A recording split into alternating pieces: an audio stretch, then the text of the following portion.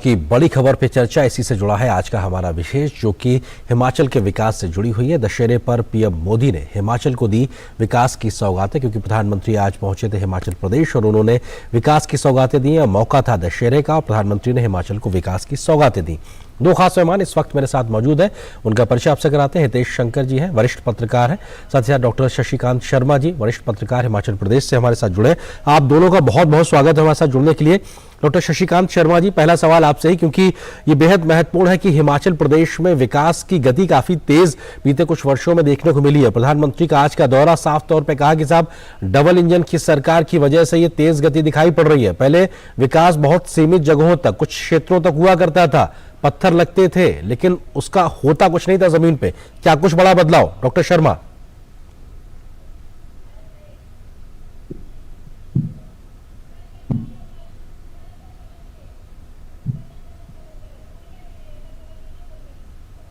हुआ है बिलासपुर में, जो प्रधानमंत्री श्री नरेंद्र मोदी ने किया है, उसका अगर आप देखें तो 2017 में खुद प्रधानमंत्री नरेंद्र मोदी ने इसका शिलान्यास किया था।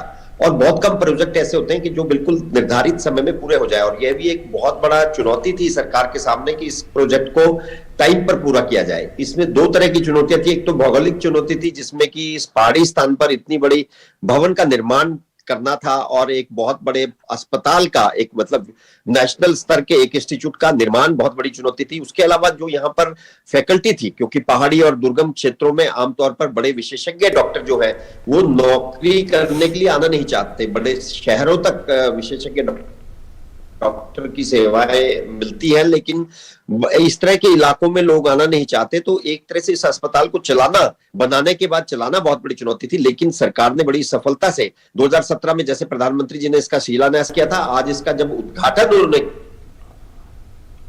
किया तो यहाँ पर 150 बेड का एक इसमें यहाँ पर एडमिशन की एक सुविधा के साथ इसका उद्घाटन किया। बहुत सारी फैकल्टी यहाँ ज्वाइन कर चुकी है, उसके अलावा करने वाली है, कुछ अगली फैकल्टी ज्वाइन करने वाली है। ओपीडी सर्विसेज यहाँ शुरू हो गई है, ट्रॉमा सेंटर और आपातकालीन सेवाएं यहाँ शुरू। किसी एम जैसे संस्थान को लाना तो आसान है, घोषणा करता तो आसान है, लेकिन धरातल पर उसे शुरू करना सच में एक बहुत बड़ी चुनौती थी, जिसे कि इस सरकार ने पूरा करके दिखाया है जी। तो ये मुझे लगता है बहुत बड़ी सफलता है कि एम्स को न केवल बनाया गया है, भवन को बनाया गया, बल्कि उसे शुरू भी कर दिया गया है। बिल्कुल, ये बहुत महत्वपूर्ण है और अपने आप में ये तथ्य भी हितेश जी बहुत महत्वपूर्ण है कि 2017 में शुरुआत होती है और 2022 में उसका एक तरीके से उद्घाटन हो जाता है। ऐसे उदाहरण हाल फिलहाल तो देखने को मिल रहे हैं, लेकिन पहले बहुत होते नहीं थे। हितेश जी, किस तरीके से आप देखते हैं हिमाचल में बढ़ती डबल इंजन की सरकार से विकास की रफ्तार? आर्येंद्र जी, मैं इसमें एक पक्ष और जोड़ूंगा। एक भौगोलिक परिस्थिति है, राजनीतिक स्थिति तो थी, इसके साथ कोरोना के कारण, कोरोना महामारी के कारण जो अड़चन आई, सब चीजें ठप थी। उसके बावजूद बड़ी खराब स्थितियां कितनी भी रही, मगर काम की रफ्तार नहीं रुकी। और संयोग से अभी 2-4 रोज पहले मैं हिमाचल से ही लौटा हूं, मुख्यमंत्री जी से बात करके। मैं वहां के विकास की उन्होंने पटकथा कैसे लिखी, जो आप डबल इंजन की सरकार कह रहे हैं, अगर इसको आप समझें तो ये खाली कहने की बात नहीं है। मैं 2-3 चीजें इसमें कहूंगा कि जब डबल इंजन कहते हैं तो हिमाचल उसका विशेष तौर पर सबसे बड़ा उदाहरण हो सकता है। वहां क्या किया कि केंद्र की योजनाओं से जो लोग छूट रहे थे उनको साथ में जोड़ने के लिए और योजनाएं राज्य सरकार लेकर आई। जैसे उज्ज्वला योजना है, अगर उज्ज्वला योजना से कोई छूट गया तो उसके लिए गृहिणी सुविधा योजना के नाम से 3,25,000 घरेलू गैस कनेक्शन बांटे गए हैं। इसी तरह से जो स्टार्टअप की बात है, कौशल विकास की बात है, हिमाचल में स्वावलंबन योजना को शुरू किया गया और इसके लिए 600 करोड़ रुपए से ज्यादा का निवेश हुआ है। बीपीएल परिवारों के लिए बहुत सारा काम हुआ है और कुछ अनूठे काम मुझे लगता है इस राज्य में हुए हैं, जिसकी चर्चा पूरे देश में होनी चाहिए। और खाली इसलिए नहीं कि हिमाचल इस समय चुनाव की दहलीज पर है, मैं समझता हूँ सुशासन के और एक सेंसिटिव गवर्नमेंट जैसे होती है, गंभीर बीमारी के कारण अगर कोई दूसरे पर आश्रित है तो उनकी मदद के लिए भी आप एक अटेंडेंट रख सकते हैं। ये योजना हिमाचल में पहली बार शुरू हुई है और इस समय 20,000 से ज्यादा हिमाचल में जरूरतमंद जो हैं वो इसका लाभ ले रहे हैं। मुझे लगता है कि एक छोटे राज्य ने थोड़े समय में विकास की एक बहुआयामी तस्वीर देश के सामने रखी है और हिमाचल इस मामले में उदाहरण है देश के साथ। जी हितेश जी, आपसे ही अगला सवाल समझना चाहूंगा कि प्रधानमंत्री ने इस बात का भी जिक्र किया कि कैसे मेडिकल टूरिज्म के लिहाज से भी अपार संभावनाएं हिमाचल प्रदेश में है, क्योंकि आबो हवा हो और इस प्रकार की नई व्यवस्थाएं जो आकार ले चुकी हैं, इनके माध्यम से कैसे अपार संभावनाएं खुलती हैं हिमाचल के लिए। इसे समझना हो तो पहला आज का जो एम्स है, ये जो एम्स है इसे सामान्य अस्पतालों से कुछ आपको अलग समझना पड़ेगा। जो लोग हिमाचल की भौगोलिकी को समझते हैं तो ये ऐसा एक अस्पताल है वहां जो बना है। पहले लोगों के पास सुविधा नहीं थी, मगर करीब आधे राज्य की जरूरतें ये एम्स पूरा करेगा। और बिलासपुर के अलावा मंडी है, हमीरपुर है, वो सीधे सीधे इससे लाभान्वित हो रहे हैं। इसके अलावा लाहौल स्पीति और कुल्लू है, वहां अब बेहतर स्वास्थ्य सुविधाएं मिल पाए उसका रास्ता बन गया है और बिलासपुर एम्स उसमें मतलब आप नोडल सेंटर की तरह से काम करेगा। और आंकड़ों में नंबर में देखें तो आज मैं जो चर्चा कर रहा था उसमें पता चला कि करीब 30 लाख लोगों को एम्स बिलासपुर का सीधे तौर पर लाभ मिलेगा। आप समझ रहे हैं, एक पहाड़ी राज्य जहां जिसकी बसावट बहुत सघन नहीं है, रास्ते बहुत फैले हुए हैं, वहां पर 30 लाख का ये नंबर बहुत बड़ा नंबर है। और साथ ही में पिंजौर और नालागढ़ वाला जो रास्ता है उसकी भी हम आगे मुझे लगता है बात करनी चाहिए, क्योंकि स्वास्थ्य सुविधाओं के साथ जो इंफ्रास्ट्रक्चर का काम है अब कड़ियां जुड़ रही हैं। और मैं मानता हूं कि ये तय बात है कि अगले 5 साल में आप हिमाचल की वो तस्वीर देखेंगे जो पिछले 75 साल में दिखाई नहीं। जी बहुत महत्वपूर्ण बात हितेश जी आपने कही। यही सवाल मैं डॉक्टर शर्मा तक लेके जाता हूं कि कड़ियां जुड़ रही हैं और ढांचागत विकास के साथ साथ कनेक्टिविटी पे बहुत ज्यादा फोकस है। ये भी अपने आप में दिखाता किस तेज रफ्तार से हिमाचल में एक विकास की बयार दिखाई पड़ रही है। डॉक्टर शर्मा, आपको लगता है कि जिस प्रकार से सड़कों का जाल बिछाया जा रहा है, इन्वेस्टमेंट को आगे लाने के लिए डिवाइस पार्क का जिक्र हो, मेडिकल डिवाइस पार्क का जिक्र हो, जिसका शुरुआत होने जा रही है, इसमें हजारों करोड़ का निवेश आएगा और स्थानीय स्तर पर रोजगार भी पैदा होंगे, किस प्रकार का एक बड़ा आर्थिक गतिविधि का केंद्र बनने के लिए भी हिमाचल तैयार दिखाई पड़ रहा है? बिल्कुल आपने ठीक कहा कि जिस तरह की गतिविधियां अभी चल रही हैं और कोरोना काल के बाद एक और बड़ी बात जो देखने में मिली कि हिमाचल से जो लोग पलायन करके बाहर के राज्यों में जा चुके थे, उन लोगों ने भी वापसी का रास्ता देखा है हिमाचल की तरफ और वो यहाँ पर छोटा मोटा बिजनेस करके भी अपनी इन्वेस्टमेंट को हिमाचल की तरफ शिफ्ट कर रहे हैं।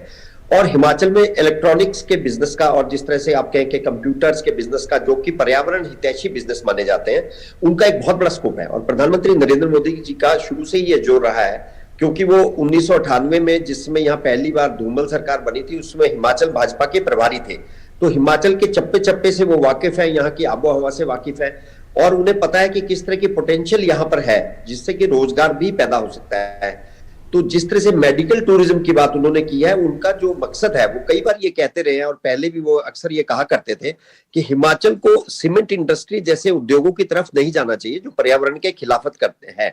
उन्हें चाहिए कि वो मेडिकल टूरिज्म जैसे या पर्यटन, धार्मिक पर्यटन की तरफ लोगों को आकर्षित करने के लिए काम करें।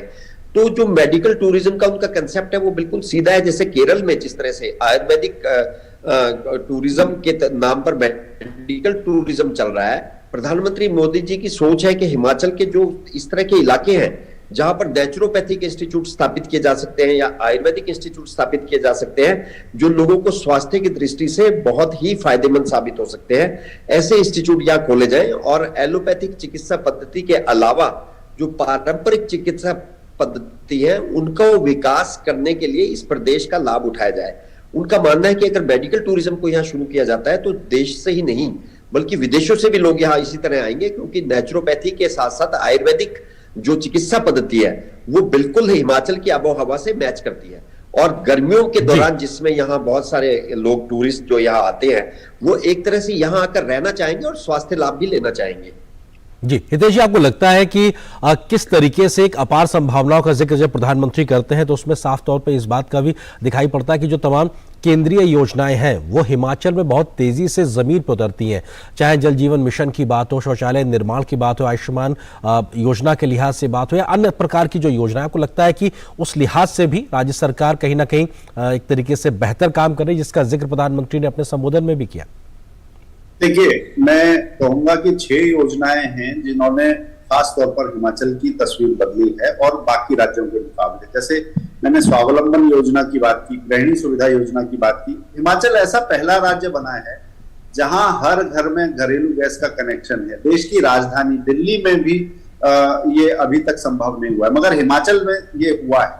उसके अलावा जो सहारा योजना है वो बहुत बड़ी योजना है, हिम केयर योजना है और आयुष्मान के साथ जो काम कर रही है, इन सब योजनाओं ने एड ऑन का काम किया है। फिर जो इस राजमार्ग की बात है, मैं एक बात खास तौर से कहना चाहूंगा जी। हिमाचल की एक ताकत थी उसकी उपज। जैसे कश्मीर और हिमाचल पूरे देश में और विदेश में भी जो सेब का खपत है और उसका निर्यात भी है वो यहीं से होता था, मगर पेरिशेबल गुड्स रास्ते में खराब हो जाते हैं, सेब सड़ जाते हैं।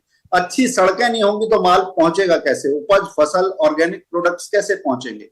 अभी जो ये 4 लेन का जो हाईवे बना है, राजमार्ग बना है, 13 किलोमीटर इसका हिस्सा है जो पिंजौर से वो हरियाणा से आएगा। और हरियाणा की आप सप्लाई चेन जानते हैं, सबसे मजबूत सप्लाई चेन से इस समय हिमाचल जुड़ जाएगा। और बद्दी है, बरोटी वाला है, नालागढ़ है, ये सारा जो इंडस्ट्रियल एरिया है, कॉरिडोर है, वो सप्लाई चेन से एक बहुत बड़ी से जुड़ने वाला है। इसके साथ ही जो 350 करोड़ रुपए का मेडिकल डिवाइस पार्क है, आप ये देखिए बद्दी में मेडिकल इंडस्ट्री पहले दवाओं की मैन्युफैक्चरिंग, इलेक्ट्रॉनिक्स की है ही, इसके साथ ही ये मेडिकल डिवाइस पार्क आने के बाद भी केवल मेडिकल टूरिज्म नहीं, मुझे लगता है देश का एक मेडिकल हब बनने की दिशा में अग्रसर राज्य है हिमाचल जी। और शशिकांत जी, महत्वपूर्ण चीज ये भी है कि आज दशहरे का मौका और प्रधानमंत्री कुल्लू दशहरा में शामिल होने के लिए पहुंचे, और ये पहली बार है कि जब प्रधानमंत्री वहां शामिल हुए। ये महज एक आस्था का विषय ही नहीं बल्कि हिमाचल के साथ प्रधानमंत्री का लगाव भी दिखाता है कि उनका इस प्रकार का इस मौके पे जाना विकास के साथ साथ आस्था का एक संयोग भी दिखाई पड़ रहा है। बिल्कुल आपने ठीक कहा, क्योंकि यह उनकी व्यक्तिगत आस्था है जो यहाँ के देवी देवताओं के साथ उनकी जुड़ी हुई है। और जैसा कि मैंने कहा कि जब वो हिमाचल के प्रभारी थे तब भी वो कुल्लू दशहरा और कुल्लू के देवी देवताओं में एक आस्था रखते थे। और यहाँ के लोगों को भी इस बात का पता है कि प्रधानमंत्री नरेंद्र मोदी की आस्था यहाँ के देवी देवताओं के साथ बहुत सीधे तौर पर जुड़ी हुई है। और अगर आप देखें आज के इस कार्यक्रम में उन्होंने कोई भाषण नहीं दिया, कोई संबोधन नहीं किया, सिर्फ एक भक्त के तौर पर, एक श्रद्धालु के तौर पर उन्होंने अपनी एक उपस्थिति दर्ज कराई। और जहां उन्होंने नमन करके यहाँ के देवी देवताओं को हाथ जोड़कर नमन किया, वहीं उन्होंने एक रिक्वेस्ट की कि उन्हें सुरक्षा कारणों की वजह से अगर ये इजाजत मिल जाती है कि वो जो कुल्लू दशहरे का ऐतिहासिक रथ है जिसे कि खींचकर जब चलाया जाता है और कुल्लू दशहरे का शुभारंभ होता है, तो प्रधानमंत्री की इच्छा थी कि वो उस रथ में जाकर, जो कि वो पारंपरिक एक यहाँ की संस्कृति का हिस्सा है, वहां जाकर देवता को वहां पर प्रणाम करें। तो प्रधानमंत्री के इस आग्रह को जब उन्होंने यह इच्छा व्यक्त की तो एसपी जी ने स्थानीय पुलिस अधिकारियों से बात करके बहुत जल्दी एक छोटा सा कॉरिडोर बनाया। और यह शायद देश में पहली बार ऐसा हुआ होगा कि प्रधानमंत्री जिस मंच पे थे वहां से सीधे भीड़ में उतरे और उतरकर वो सीधे देवी देवताओं के उस रथ के पास गए जो भगवान रघुनाथ का रथ था। वहां जाकर उन्होंने उसमें मौजूद लोगों के साथ, जो पुजारी थे उनके साथ फोटो खिंचवाई और उन्होंने प्रणाम किया और अपनी जिस तरह की श्रद्धा के तौर पर, एक श्रद्धालु के तौर पर कुल्लू दशहरे में आने का जो उनका मकसद था वो उसे पूरा करने के बाद वापस मंच पर लौट गए जी। तो इसे स्थानीय लोगों ने बहुत पसंद किया और स्थानीय लोगों को यह भी लगा कि प्रधानमंत्री यहाँ सिर्फ राजनीति करने के लिए ही नहीं आए, बल्कि वो एक श्रद्धा और जिस तरह से उनके मन में यहाँ के देवी देवताओं के प्रति एक आस्था है और उनका जो विश्वास है भगवान के प्रति, उसको मजबूत करने के लिए वो यहाँ आ जाए। और उन्होंने अपनी तरफ से पूरी श्रद्धा पूर्वक दर्शन करने के बाद वो यहाँ से वापस रवाना हुए। हितेश जी, आप की कोई राजनीति कुल्लू के मन से नहीं हुई। बिल्कुल। हितेश जी, आपको लगता है कि प्रोटोकॉल पर आस्था भारी और प्रधानमंत्री तमाम प्रोटोकॉल को तोड़कर आस्था के चलते वहां रघुनाथ जी के रथ तक गए, उसमें एक तरीके से उन्होंने वहां आशीर्वाद भी लिया?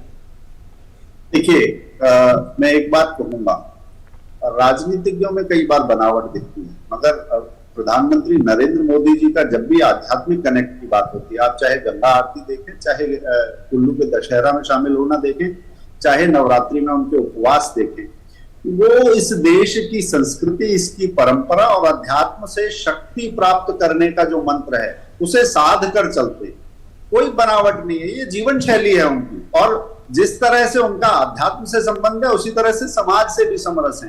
कहीं पर भी वो आपको किसी बच्चे का वर्ग नहीं पूछेंगे, किसी बच्चे को सहलाते खिलाते दिख जाएंगे, लोगों से उनका हालचाल पूछते हुए मिल जाएंगे, पुराने लोगों से खैर खबर ले लेते हैं वो। अधिकारियों से भी उसी तरह से मिलते जी। हैं। तो मुझे लगता है कि ये जो उनकी सहजता है जी। ये ओढ़ी हुई नहीं है, और ऐसा राजनीतिज्ञों में कम दिखता है, विलक्षण है ये। बिल्कुल, ये अपने आप में विलक्षण, और ये पहला मौका था कि जब कुल्लू दशहरा में देश का प्रधानमंत्री पहुंचा और आस्था का सैलाब भी वहां पे दिखाई पड़ा। बहुत बहुत शुक्रिया दोनों मेहमानों का हमारे साथ जुड़ने के लिए। डॉक्टर शर्मा आपका, हितेश शंकर जी आपका हमारे साथ जुड़ने के लिए, इस विषय पर विस्तार से बात करने के लिए शुक्रिया दोनों का। और फिलहाल यहाँ पर एक और छोटे से ब्रेक के लिए रुकते हैं और ब्रेक